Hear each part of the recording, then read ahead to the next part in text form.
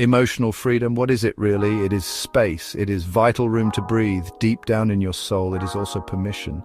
The sacred permission to feel everything without the heavy cloak of judgment, without the sting of shame. It is that quiet, steady knowing, the knowing that you are enough right now, exactly as you are. This kind of profound freedom isn't something you find outside of yourself. It is an inside job through and through. It is a courageous, tender unfolding of your true self. Past traumas can often feel like old creased maps. Maps that, without us even realizing, lead us back to familiar, painful places. We find ourselves following these paths almost automatically. These routes are well worn. They can feel like the only way, the only truth, but they are not. Releasing the hold of trauma is about bravely drawing a new map. A map that guides you to a different destination. A true place of healing and wholeness. This, my friend, takes immense courage. So much raw, honest courage. Think for a moment about your inner child. That younger, more vulnerable part of you. Perhaps they are still holding on to old hurts, still silently replaying difficult, confusing moments from long ago. That child within needs to be heard. They need to be truly seen, with abundant kindness, with boundless compassion. An essential part of healing involves gently, lovingly taking their hand, letting them know deep in their heart that they are safe now, that you are here. You will listen. You will protect them.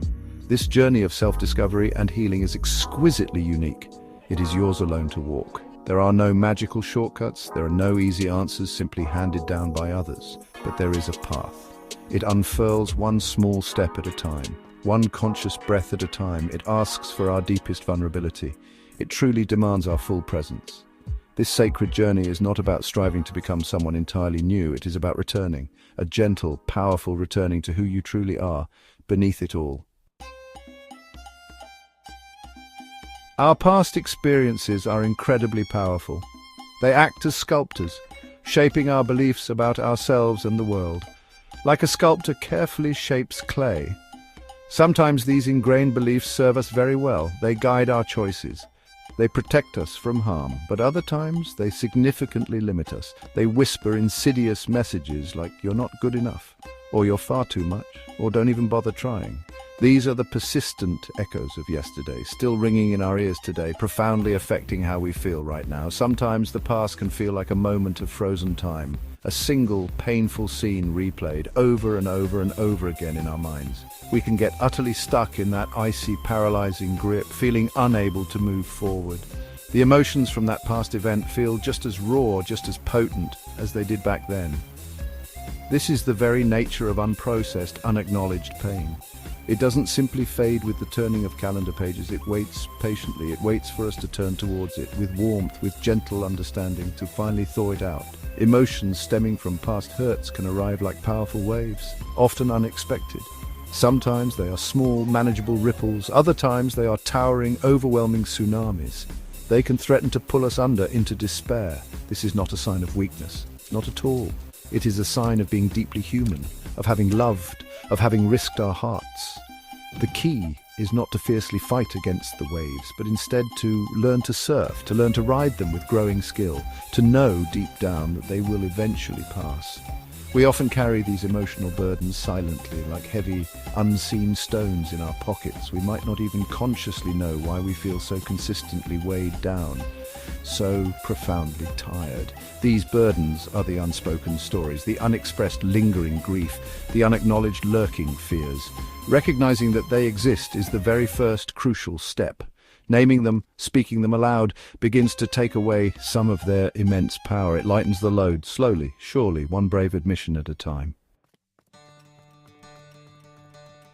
Visualizing a better, brighter future is an act of profound and defiant hope. It's very much like planting a tiny seed in the earth. You don't see the beautiful flower immediately, but you hold on to the trust that it will eventually bloom. Close your eyes for a moment. What does that envisioned future truly feel like in your body? What does deep peace actually feel like in your muscles, in your breath? What does genuine joy sound like to you? Let yourself dream it into being. Create that vivid inner landscape. It's a powerful blueprint for what's truly possible, a guiding beacon. Shame and fear are undeniably powerful adversaries. They absolutely thrive in silence. They flourish in darkness and secrecy. They tell us to hide our true selves. to stay small and unseen. But the only way through them, the only way to diminish their power, is to look them directly in the eye, to bravely call them by their proper name. This is precisely where true, authentic courage lives. It's not the complete absence of fear, it's feeling the fear fully and doing the necessary thing anyway. It's saying you don't get to write my story anymore. The journey towards inner healing can often feel like climbing a very tall mountain. There are steep, challenging paths. There are loose, unstable rocks underfoot. There are moments when you desperately want to turn back. But with each determined step upwards, you become stronger. The view from where you stand begins to change. You start to see things, new perspectives that you couldn't possibly see from down below. Reaching a summit isn't about conquering the mountain itself. It's about discovering your own incredible resilience, your own deep capacity. The air is always clearer up there. Freeing the mind from old patterns is a gentle, compassionate process. It is not a fierce battle to be won. It's more about noticing your thoughts, observing them without immediate judgment, much like watching clouds drift lazily across the vast expanse of the sky. Some of your thoughts will be stormy and dark. Others will be light and fleeting. You are the sky, you are not the clouds. This simple practice creates precious space between you and your thoughts. In that vital space, you find choice, you find freedom, you find your own steady, unwavering truth. Self-love is not and never will be selfish. It's absolutely essential. It is the very foundation of a wholehearted life, the rich soil from which everything else good and true grows.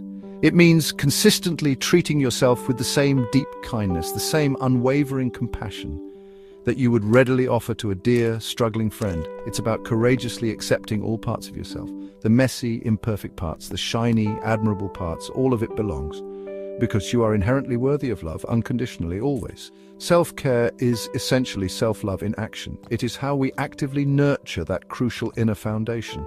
It's not just about indulgent bubble baths and luxurious spa days, though those things can certainly be lovely and restorative. True self-care is also about setting firm boundaries. It's about having the courage to say no. It's about resting when your body and mind are tired. It's about feeding your body nourishing food, moving your body in ways that feel good and joyful. It is listening intently to your deepest needs and consistently honoring them. Every single day, these small acts build a sanctuary within. The most profound wisdom always comes from within. The deepest, most lasting healing, too. We can and should seek guidance. We can learn so much from others who have walked similar paths. But ultimately, the truest answers reside in our own hearts. They are found in our own quiet knowing. Trust that subtle inner voice, that gentle guiding intuition. It knows the way forward for you. It has always known. Healing is fundamentally an alignment, a sacred coming home to your own authentic truth. This is your innate power, this incredible journey of ascendance, of rising into your fullest self, aligns with something much bigger than just us. It resonates with universal laws of compassion, of deep connection, of continuous growth.